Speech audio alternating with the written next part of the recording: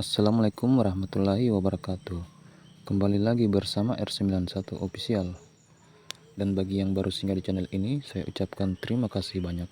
Dan jangan lupa dukung channel ini dengan cara like, subscribe, dan tekan tombol loncengnya.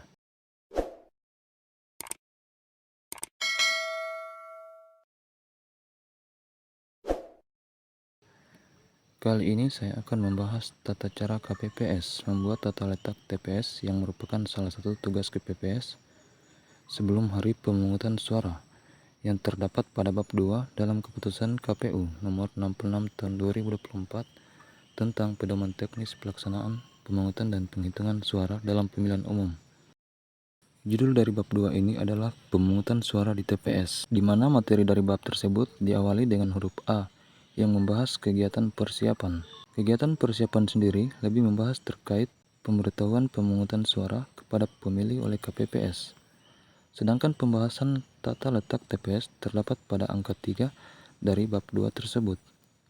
Pembahasan mengenai tata letak TPS sendiri lebih kepada tata cara KPPS mengatur tempat duduk pemilih, tempat duduk KPPS ke-1, KPPS ke-2, KPPS ke-3, KPPS ke-4, KPPS ke-5, KPPS ke-6, dan KPPS ke-7.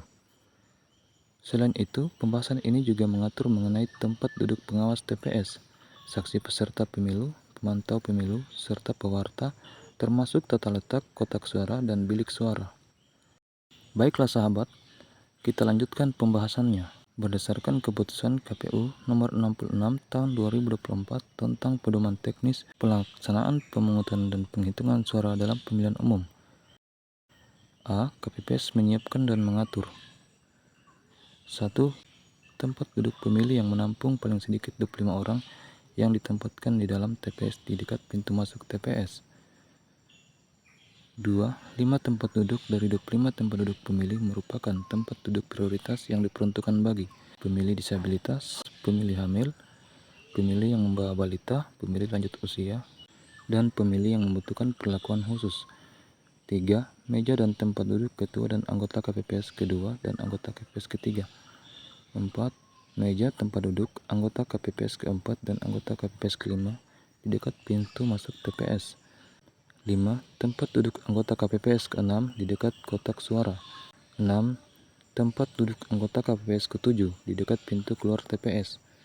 7. Apabila jumlah anggota KPPS kurang dari 7 orang, tempat duduk ketua KPPS dan masing-masing anggota KPPS ditetapkan ketua KPPS. 8. Tempat duduk saksi dan pengawas TPS yang ditempatkan di dalam TPS. 9. Tempat duduk dalam kurung jika masih tersedia untuk pemantau pemilu dan atau pewarta yang ditempatkan di luar TPS. 10. Meja untuk tempat kotak suara yang ditempatkan di dekat pintu keluar TPS dengan jarak kurang lebih 3 meter dari tempat duduk ketua KPPS dan berhadapan dengan tempat duduk pemilih. 11. Meja kotak suara tidak terlalu tinggi sehingga kotak suara bisa dicapai oleh umumnya pemilih dan pemilih yang menggunakan kursi roda. 12. Bilik suara yang ditempatkan berhadapan dengan tempat duduk ketua KPPS dan saksi dengan ketentuan jarak antara bilik suara dengan batas lebar TPS paling sedikit 1 meter. 13. Meja tempat bilik suara yang memiliki kolong sehingga memungkinkan pemilih berkursi roda dapat melakukan pemberian suara dengan mudah. 14. Papan pada saat pemungutan suara ditempatkan di dekat pintu masuk untuk memasang daftar pasangan calon, DCT anggota DPR, DCT anggota DPD, DCT anggota DPRD Provinsi, DPR Aceh, DPR Papua, DPR Papua Barat, DPR Papua Selatan, DPR Papua Tengah, DPR Papua Pegunungan, atau DPR Papua Darat Baya. E.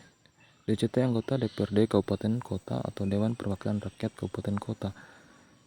Salinan DPT dan DPTB. Pengumuman lainnya. 15. Papan nama TPS ditempatkan di dekat pintu masuk TPS di sebelah luar TPS. 16. Tambang, tali kayu atau bahan lain untuk membuat batas TPS. B. Tempat untuk 2 orang petugas ketertiban TPS yang membantu KPPS dan bertugas untuk menangani ketentraman, ketertiban, dan keamanan TPS. Nah, itulah pembahasan tentang tata cara KPPS membuat tata letak TPS. Berdasarkan keputusan KPU nomor 66 tahun 2024 tentang pedoman teknis pelaksanaan pemungutan dan penghitungan suara dalam pemilihan umum. Semoga konten ini dapat bermanfaat untuk kita semua dan juga KPPS yang akan melaksanakan tugasnya pada hari pemungutan dan penghitungan suara pemilu 2024. Sukses sehingga menghasilkan pemilu yang berkualitas dan demokratis. Terima kasih telah singgah di channel ini. Bagi yang belum subscribe channel ini, silakan subscribe agar channel ini semakin berkembang. Dan jangan lupa juga tekan tombol loncengnya agar sahabat bisa mendapatkan notifikasi jika ada video saya yang terbaru.